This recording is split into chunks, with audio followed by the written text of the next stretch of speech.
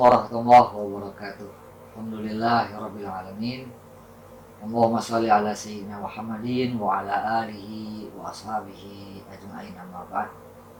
Allahumma shalli salatan kamilatan wa sallim salaman tamman ala sayyidina Muhammadin allazi tanhallu bihil 'uqad wa tanfaraju bihil qurab wa tuqla bihil hawaij wa tunalu bihil rawaib wa husnul khawatimi wa yustasqal umamu bi wajhil karim wa ala alihi wa sahbihi fi kulli lamhatin wa nafasin bi adadi kulli ma'lumilah.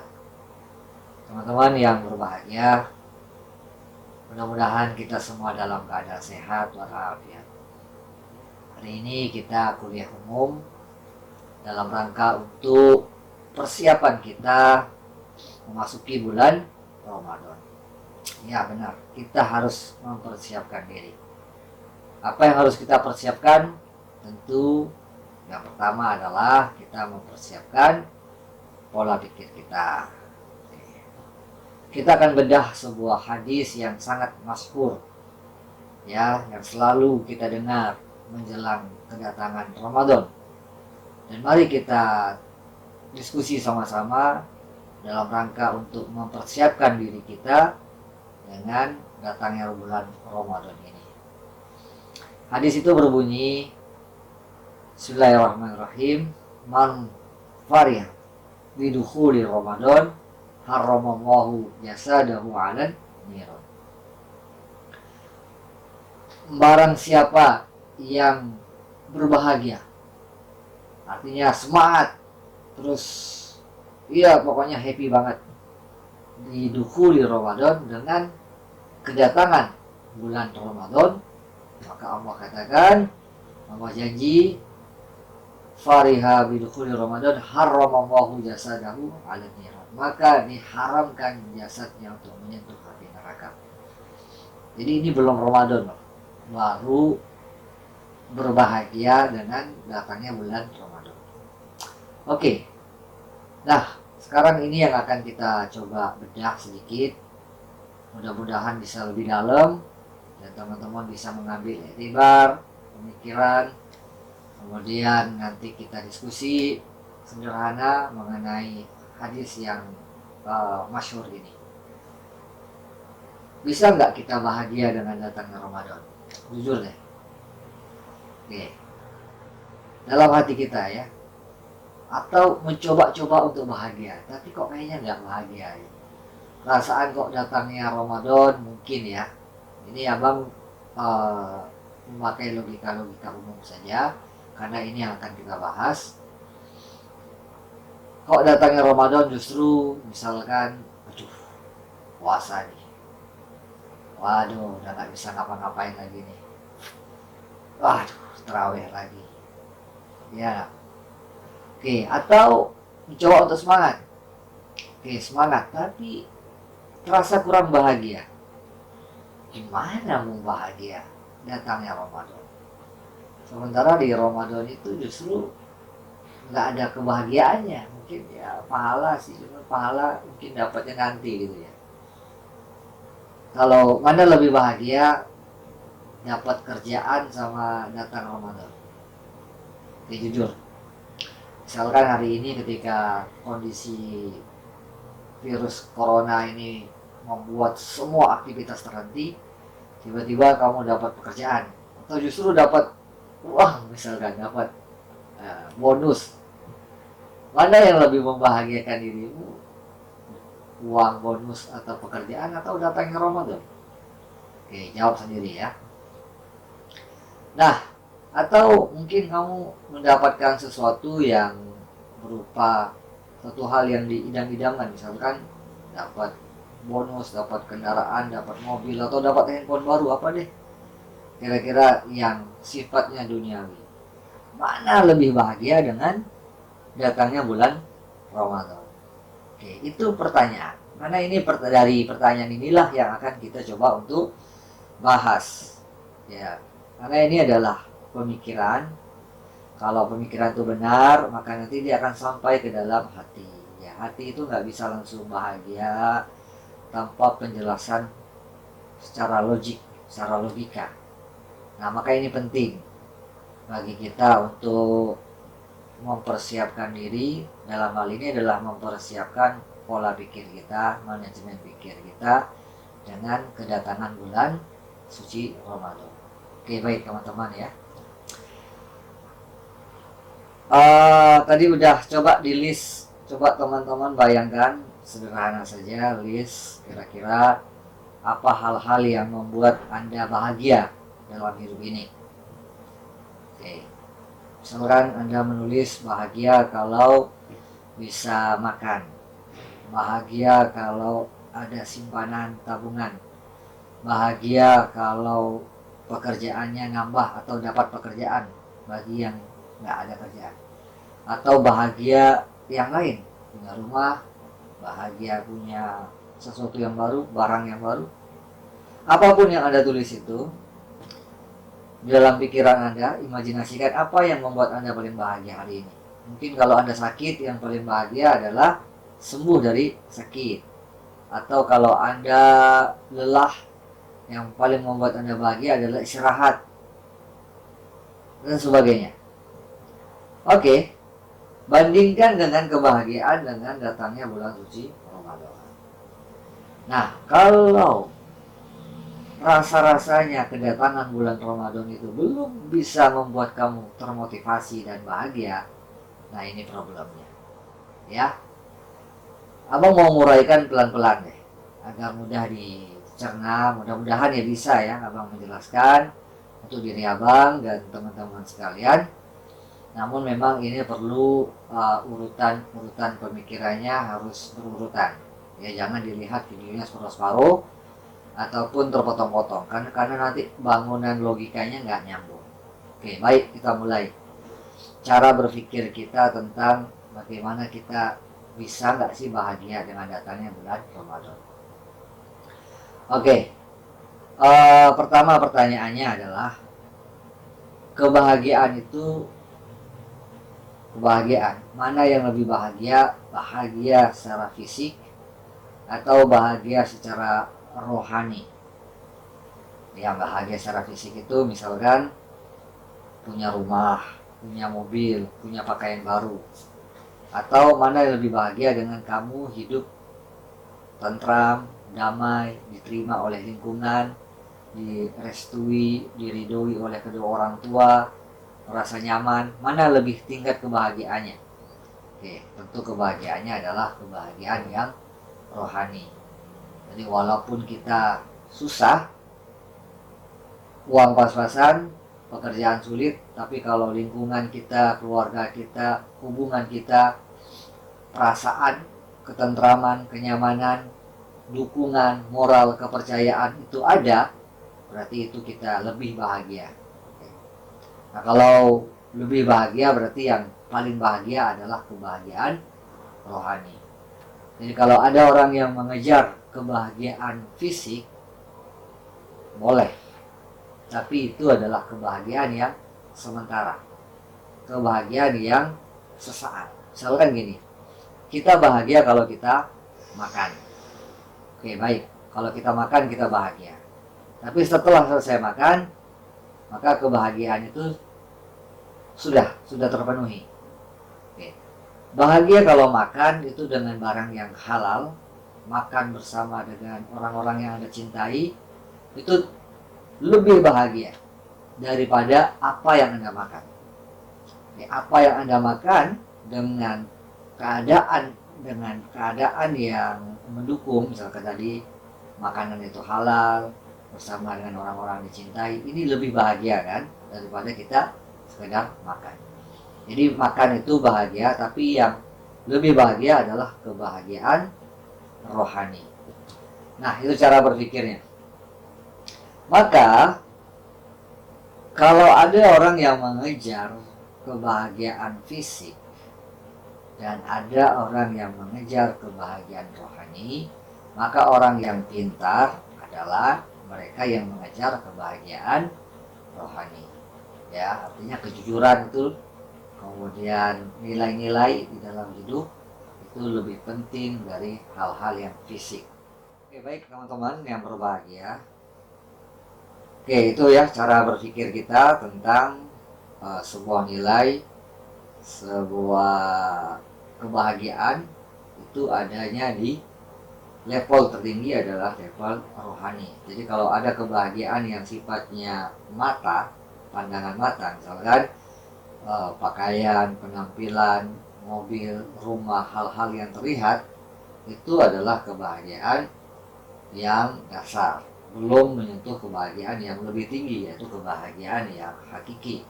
Yang ini yang harus kita kejar, namanya kebahagiaan rohani. Oke, ini perjalanan spiritual, perjalanan hati seorang manusia. Nah, kalau kita sudah memahami tentang konsep ini, maka apa yang tadi pertama kita bandingkan dengan kebahagiaan datangnya Ramadan dengan kebahagiaan fisik kita, itu berarti kan tidak sebanding. Nah, kebahagiaan Ramadan adalah kebahagiaan rohani, dan itu adalah kebahagiaan hakiki.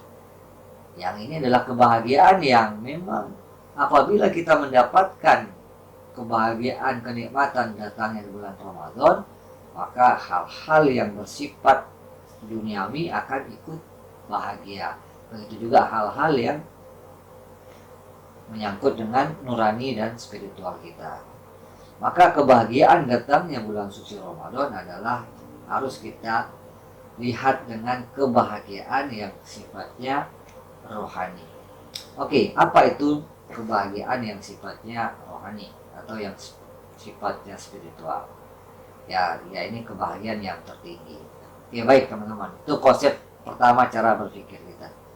Konsep kedua adalah cara berpikir kita adalah kenapa sih Allah berikan Ramadan ini buat kita? Ya, yang dikatakan Ramadan ini adalah bulan rahmat, bulan maghfirah, adalah bulannya umatnya Nabi Muhammad SAW yang tidak diberikan kepada umat lain. Apa yang tersembunyi, apa yang ada di dalam Ramadan sehingga begitu hebat, begitu dahsyat, begitu mulia. Untuk apa? Untuk kebahagiaan kehidupan kita. Bukan kebahagiaan di akhirat saja loh, tapi ini adalah kebahagiaan kehidupan kita di dunia. Nah, kita kalau masih memakai orientasinya dunia, sekali lagi, kalau masih pakai kacamata nafsu, kalau masih pakai kacamata dunia, maka kita nggak akan pernah melihat keistimewaan Ramadan. Karena yang kita gunakan adalah kacamata nafsu. Ya, nafsu itu kan pengen juga bahagia. Cuman cara nafsu bahagia itu adalah sesuatu yang duniawi. Ya, misalkan nafsu ingin bahagia. Apa yang diinginkan nafsu? Ya macam-macam. Tapi kita tahu ujung dari perjalanan kebahagiaan nafsu adalah justru merugikan kita sendiri. Nah, kebahagiaan nafsu itu adalah bukan kebahagiaan bukan kebahagiaan yang harus kita pelihara, bukan kebahagiaan yang harus kita turuti. Justru dengan mengekang nafsu maka rohani akan bahagia. Oke, dengan mengekang nafsu maka rohani akan bahagia. Nah, satu-satunya jalan yang Allah berikan kepada kita, yang dahsyat jalan ini, di antara banyak jalan lain, satu-satunya jalan yang dahsyat adalah dengan Ramadan. Karena Ramadan itu adalah pengekangan nafsu. Nah, itu dia kuncinya. Jadi kuncinya adalah dengan datangnya Ramadan, kita diminta untuk bisa mengendalikan sesuatu yang ada di dalam diri kita. Yang di dalam diri kita ini ada namanya nafsu. Nih, jadi kesenangan nafsu itu kan selalu ingin tampil, ingin berlebih-lebih, ingin bermewah-mewah, ingin jabatan, wanita, harta tanpa batas. Itu adalah kesenangan-kesenangan nafsu. Dan ini adalah kesenangan-kesenangan yang fana. Ya, kesenangan yang fana, semakin kita turuti maka dia tidak akan ada pernah habisnya. Maka kalau orang mengejar kebahagiaan nafsu, maka adalah kebahagiaan yang paling rendah. Ya, kebahagiaan yang paling rendah. Makanya kita harus beralih kepada kebahagiaan yang lebih tinggi daripada kebahagiaan nafsu. Bagaimana caranya? Adalah dengan cara mengekang nafsu. Nah, dengan cara mengekang nafsu akan timbul suatu kebahagiaan rohani yang tinggi. Ya, kebahagiaan yang dahsyat, kebahagiaan yang hakiki, yaitu bukan kebahagiaan yang menuruti hawa nafsu. Maka datangnya Ramadan ini adalah momentum kita untuk memperkuat kebahagiaan kita. Oke ya, untuk memperkuat kebahagiaan kita dengan cara mengendalikan hawa nafsu. Hanya puasa Ramadan ini bukan hanya sekedar menahan lapar dan haus. Kebanyakan hadis yang mengatakan berapa banyak orang yang berpuasa yang hanya menahan lapar dan haus tapi tidak dapat apa-apa dari puasanya. Kenapa? Karena konsep puasanya fisik. Jadi kalau konsep puasanya adalah menahan lapar dan haus, ya makanya nggak sebanding dengan apa yang ia dapati. Konsep puasa adalah mengekang dan mengendalikan hawa nafsu. Jadi keinginan-keinginan duniawi, keinginan-keinginan nafsu itu dikendalikan dengan Ramadan, dengan puasa. Oke, itu konsepnya. Nah, kecenderungan nafsu adalah, ya nafsu itu nggak suka kalau beribadah lama-lama. Nafsu itu nggak senang kalau kemudian melakukan baca Quran panjang-panjang, zikir panjang-panjang, sedekah panjang-panjang. Itu nafsu nggak suka. Nafsu nggak suka. Oke, makanya kita dilatih. Bagaimana cara Allah kemudian memberikan motivasi kepada diri kita? Diberikanlah bonus-bonus yang dahsyat selama Ramadan. Apa yang bonusnya? Artinya perkara yang kita lakukan di luar Ramadan dengan di Ramadan berbeda nilainya. Ada yang berbanding 100, ada yang berbanding 10, sebagainya, banyak hadisnya, silakan dicari. Artinya apa? Perkara satu yang kita lakukan di luar Ramadan, di dalam Ramadan kita lakukan. Misalnya kita berzikir subhanallah di luar Ramadan. Ketika Ramadan kita berzikir subhanallah, nilainya berkali-kali lipat. Gunanya untuk apa Allah memberikan ini? Samping adalah pahala yang akan kita dapatkan nanti di akhirat, juga sebagai motivasi kita agar memang hidup kita itu adalah satu-satunya kebahagiaan hidup itu adalah mengagungkan dan membesarkan Allah, mengecilkan diri kita. La haula wala quwata illa billahil aliyil azim. Subhanallah wa bihamdihi subhanallah il azim. Jadi apapun ibadah yang nanti teman-teman mau lakukan, ya misalkan memperbanyak ngaji, memperbanyak sholawat, memperbanyak sholat malam, yang kadang-kadang, nah ini juga problem ya, setelah Ramadan berlalu kebiasaan-kebiasaannya hilang, susah untuk melekat kebiasaan-kebiasaan. Karena apa? Karena tadi kita pertama konsep tentang puasa ini kita anggap ini sebagai transaksi saja, ya bukan. Jadi puasa ini adalah benar-benar latihan kita untuk mencapai kebahagiaan kita. Ya, sekali lagi puasa ini adalah sarana kita untuk mencapai kebahagiaan. Dengan apa bahagia kita? Bahagia kita adalah dengan mengekang nafsu. Jadi kalau keinginan nafsu itu hari ini alhamdulillah luar biasa Allah berikan sebuah ujian ataupun sebuah berkah ya, walaupun di sisi lain adalah ujian atau azab, tapi saya banyak melihat sisi corona ini, COVID-19 ini adalah sisi berkah. Pertama adalah, kenapa saya katakan ini berkah? Beberapa kali di video abang yang kemarin abang sampaikan, ini menunjukkan betapa kita ini lemah ya. Datangnya COVID-19 ini menunjukkan betapa manusia itu lemah. Dan memang manusia itu harusnya lemah di hadapan Tuhan. Ya, lemah nggak berpuasa. Dan kemudian makanya kita mengucapkan la haula wala quwata illa billahil aliyil azim. Ini kita pasrahkan semua kepada Allah Subhanahu wa taala. Tiada daya, upaya, kekuatan kecuali dengan Allah berikan kekuatan itu kepada kita.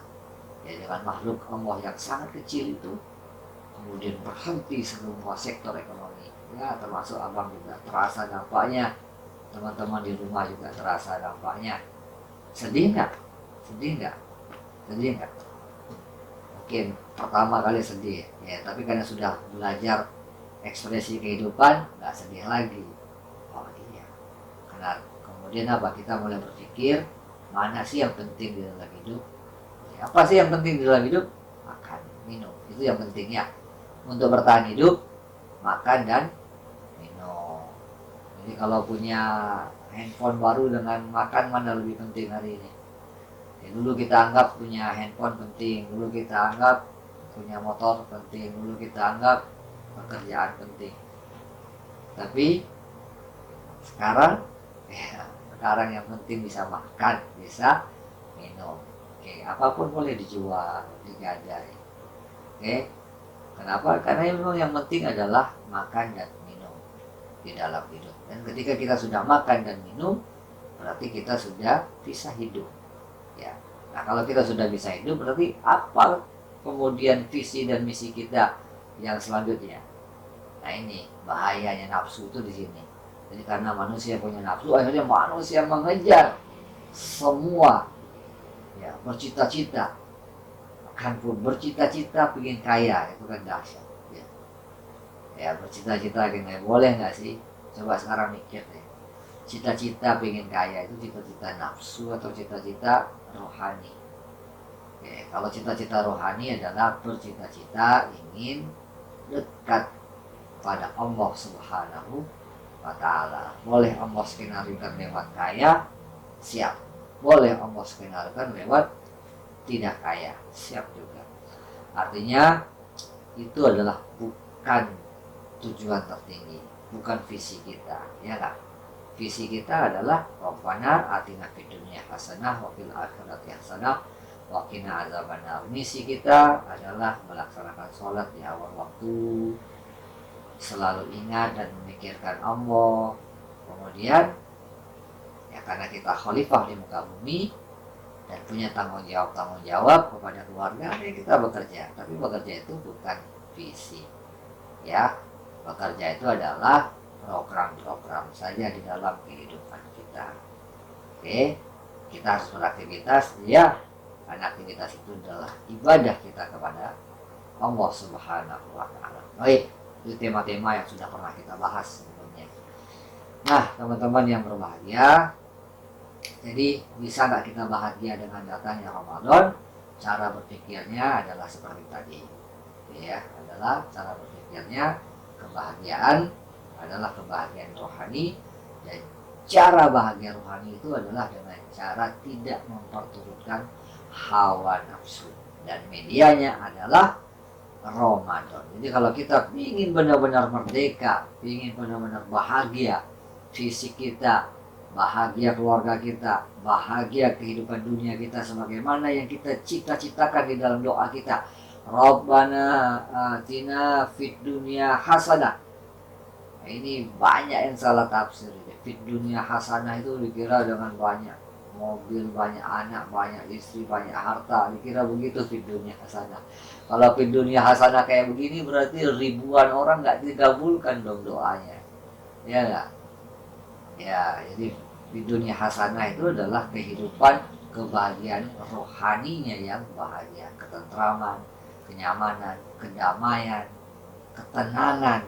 Wah, bisa tidur nyenyak dan dahsyat makannya, kemudian tidurnya lelap, hidupnya nyaman. Itu adalah kebahagiaan yang hakiki. Dan kebahagiaan ini bisa diraih adalah dengan cara mengekang hawa nafsu. Caranya puasa. Oke, puasa. Kemudian alihkan aktivitas-aktivitas yang tidak penting dan kurang penting. Oke. Apa? Aktivitas yang memperturutkan hawa nafsu. Jadi aktivitas yang memperturutkan hawa nafsu seperti misalkan berlama-lama, hal-hal yang bersifat duniawi, nah itu juga dikurangi. Oke. Boleh, karena ya memang kita misalkan sesekali melakukan hiburan itu boleh, tapi itu kita pahami adalah bukan untuk mencapai kebahagiaan kita. Memang karena kita sedang belajar, kita belum bisa full 100% dong, ya. Kita belum bisa istiqomah, ya, nggak apa-apa. Yang penting kita udah paham duluan, udah paham tentang konsep kebahagiaan hakiki ini. Makanya sambutlah Ramadan ini dengan pemikiran, dengan pola pikir yang telah kita bahas tadi ya. Mudah-mudahan dengan pemahaman seperti ini, apa yang disampaikan oleh baginda Nabi Muhammad SAW dengan hadisnya yang tadi sudah Abang sampaikan, man fariha bidukhuli Ramadan, barang siapa yang berbahagia dengan kedatangan bulan Ramadan, ya itu dia. Mudah-mudahan kita termasuk orang yang bahagia ya semuanya, orang yang menyambut kedatangan Ramadan ini dengan penuh kebahagiaan, sukacita, riang gembira ya dengan kedatangan bulan Ramadan. Jadi kita nanti benar-benar menjadi pribadi yang bahagia seperti yang Allah inginkan kepada diri kita. Allah kan pengen kita bahagia, benar nggak? Kita udah pernah bahas kan sebelumnya. Ya, makanya Allah berikan kita ke dunia ini. Maka Allah berikan kita untuk menyaksikan kebesaran-kebesaran Allah. Makanya Allah berikan kita kemudian kebahagiaan yang paling hakiki nanti ketika di surganya Allah.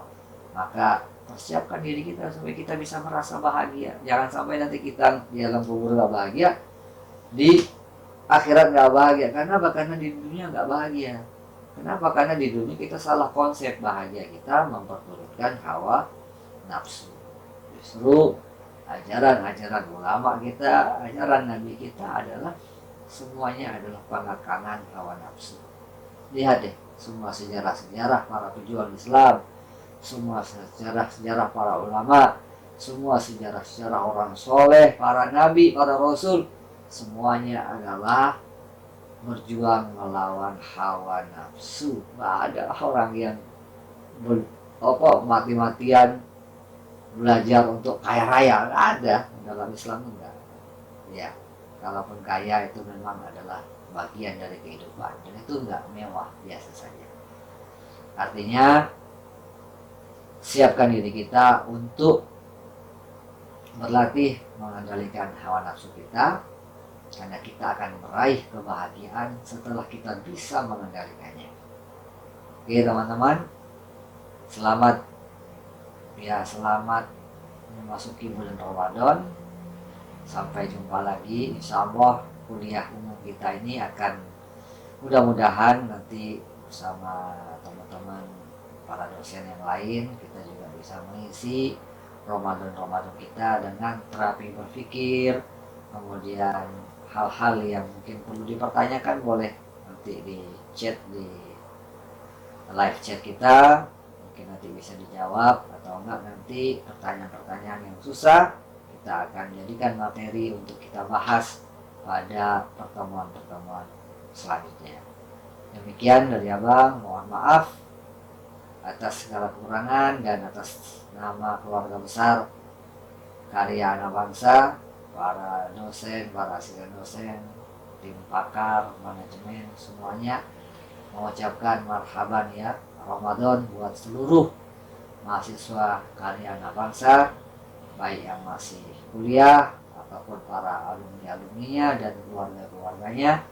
Semuanya mengucapkan selamat menjalankan ibadah puasa. Semoga puasa kali ini benar-benar nikmat, benar-benar sesuai dengan yang dikehendaki oleh Allah Subhanahu wa Ta'ala. Dan kita juga mudah-mudahan selalu dalam keadaan sehat walafiat. Teruslah saling mendoakan. Demikian. Assalamualaikum warahmatullahi wabarakatuh.